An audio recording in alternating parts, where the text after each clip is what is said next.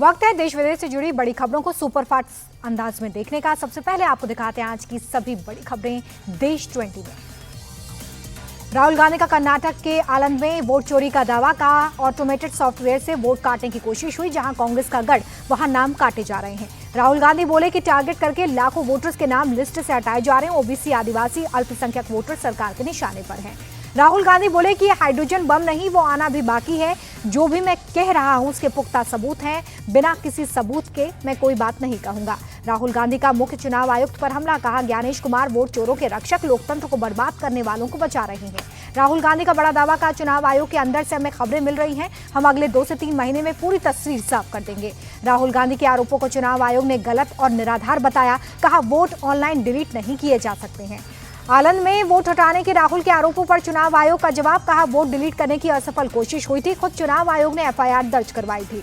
राहुल गांधी के आरोपों पर बीजेपी का पलटवार। अनुराग ठाकुर बोले राहुल के नेतृत्व में कांग्रेस 90 चुनाव हारी, अब उनकी हताशा और निराशा बढ़ती जा रही है। अनुराग ठाकुर बोले कि गलत आरोप लगाना और फिर पीठ दिखाकर भागना राहुल गांधी की आदत। हाइड्रोजन बम फोड़ने वाले थे, फुलझड़ी से काम चलाना पड़ा। राहुल के आरोपों पर प्रियंका गांधी का बयान। कहा कि वोट चोरी में चुनाव आयोग भी शामिल। राहुल ने बहुत स्पष्टता से पर्दाफाश किया।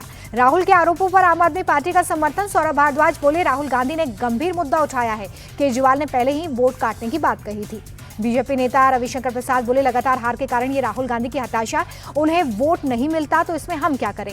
इंडिया टीवी से बीजेपी के राष्ट्रीय अध्यक्ष जेपी नड्डा की एक्सक्लूसिव बातचीत। कहा देश का नेतृत्व पीएम मोदी के हाथों में होना सौभाग्य की बात। जेपी नड्डा बोले कि मोदी जी की सोच बिल्कुल क्रिस्टल क्लियर, हमेशा नए चैलेंज स्वीकारना उनकी ताकत, विपक्ष उनकी रणनीति कभी नहीं समझ पाया। नवंबर के बाद 25% टैरिफ कम कर सकता है अमेरिका। चीफ इकोनॉमिक एडवाइजर बोले 8 से 10 हफ्तों में हालात होंगे सामान्य। भारत पर अतिरिक्त 25% टैरिफ हटा सकता है अमेरिका। सरकार के मुख्य आर्थिक सलाहकार अनंत नागेश्वरन का दावा, जल्द अतिरिक्त टैरिफ हटा सकता है अमेरिका। उद्योग जगत से वित्त मंत्री निर्मला सीतारमण की निवेश बढ़ाने की अपील। का सरकार ने अपना काम कर दिया, अब आपकी बारी है। निर्मला सीतारमण बोली सरकार ने उद्योग जगत की मांगों के मुताबिक नीतियां बनाई हैं। भारत को निवेश और उत्पादन का सबसे उपयुक्त गंतव्य बनाने का संकल्प। मालेगांव ब्लास्ट मामले में बरी सभी 7 आरोपी। एनआईए को बॉम्बे हाईकोर्ट का नोटिस। पीड़ित परिवार की अपील पर नोटिस जारी कर 6 हफ्ते में जवाब मांगा। कल रिलीज हो रही है फिल्म जॉली। एलएलबी 3 को लेकर दिल्ली हाईकोर्ट का बड़ा फैसला। पायरेसी रोकने के लिए 20 से ज्यादा वेबसाइट्स ब्लॉक करने का आदेश। अब आपको यूपी की आज की बड़ी खबरें दिखाते हैं। यूपी 2020 में लखनऊ में सीएम योगी की बड़ी बैठक। औद्योगिक विकास विभाग के अधिकारियों के साथ मीटिंग। यूपी में निवेश और औद्योगिक विकास पर जोर। जीएसटी दरों में बदलाव पर मुख्यमंत्री योगी आदित्यनाथ ने कहा कि प्रधानमंत्री का आभार जताते हैं। उन्होंने कहा कि ये देशवासियों को प्रधानमंत्री की ओर से दिवाली का गिफ्ट। वोट चोरी के राहुल गांधी के आरोपों पर डेप्यूटी सीएम केशव प्रसाद मौर्य का अटैक। कहा राहुल को मोदी फोबिया हो गया है, उनके आरोपों में कोई सच्चाई नहीं। राहुल के आरोपों पर सपा सांसद धर्मेंद्र यादव बोले कि चुनाव आयोग और बीजेपी एक ही है। चुनाव आयोग संवैधानिक संस्था, लेकिन अब निष्पक्ष नहीं। सपा नेता और पूर्व मंत्री आजम खान को बड़ी राहत। अवैध कब्जे के मामले में इलाहाबाद हाईकोर्ट से मिली जमानत, अब जेल से बाहर आने का रास्ता साफ हुआ। अपने बयानों से विवादों में रहे संभल के चर्चित एएसपी अनुज चौधरी का ट्रांसफर। फिरोजाबाद के एसपी ग्रामीण के रूप में नई तैनाती मिली। अभिनेत्री दिशा पाटनी के घर पर फायरिंग करने वाले 2 शूटर मुठभेड़ में थे। गोल्डी बराड़ और रोहित गोदारा गैंग के शूटर्स का गाजियाबाद में एनकाउंटर में पुलिस को चकमा देकर फरार 2 शूटर्स की तलाश जारी। यूपी पुलिस ने 1-1 लाख का इनाम घोषित किया। मुठभेड़ में 4 पुलिस वाले जख्मी।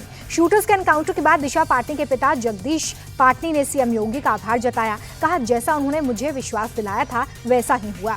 प्रतापगढ़ में लूट का आरोपी गिरफ्तार। पुलिस पर फायरिंग कर भागने की कोशिश में पैर पर गोली लगी। आरोपी के पास से लूट के पैसे और बाइक मिले। मुरादाबाद में गौ तस्करों के खिलाफ बड़ी कार्रवाई। 2 अलग-अलग मुठभेड़ में 6 गौ तस्कर गिरफ्तार। 4 के पैर पर गोली लगी, कई हथियार मिले। बलिया पुलिस का ऑपरेशन लंगड़ा। शराब लूट के आरोपी का एनकाउंटर। फायरिंग कर भाग रहे बदमाश के पैर पर गोली लगी। कानपुर में गौ तस्करों से पुलिस की मुठभेड़। आरोपी जावेद के पैर पर गोली लगी। अंधेरे का फायदा उठाकर 2 बदमाश फरार। पुलिस जांच में जुटी। गाजियाबाद की सोसाइटी में व्हाट्सएप ग्रुप पर विवाद को लेकर 2 पक्षों में जबरदस्त मारपीट। पुलिस ने 10 लोगों को हिरासत में लिया। हरदोई में गांव वालों ने चोट समझकर युवक को पीटा। पीड़ित की तहरीर पर पुलिस ने मुकदमा दर्ज कर 3 लोगों को पकड़ा। गाजियाबाद में तेज रफ्तार थार ने पैदल जा रही महिला को उड़ाया। हादसे में घायल महिला की हालत गंभीर। फरार थार चालक की तलाश। प्रयागराज के नैनी थाना क्षेत्र में वर्चस्व को लेकर मारपीट। एक पक्ष ने दूसरे पक्ष पर लाठी डंडों से हमला किया। 2 लोगों के खिलाफ मुकदमा। सीतापुर के एक लड़की के संदिग्ध हालत में लापता होने की खबर आई सामने। मां का दावा, बेटी को तेंदुआ खींचकर ले गया। वन विभाग की 30 लोगों की टीम इलाके में छानबीन में जुटी। लखनऊ के हुसैनगंज में 7 साल का बच्चा नाले में गिरा, बाहर खेल रहा था। इसी दौरान हादसा हुआ। 36 घंटे से ज्यादा समय के बाद भी कोई सुराग नहीं। 30 अक्टूबर को नोएडा में जेवर इंटरनेशनल एयरपोर्ट का उद्घाटन। 45 दिन के अंदर शुरू होगी उड़ान। पहले चरण में 10 शहरों के लिए फ्लाइट।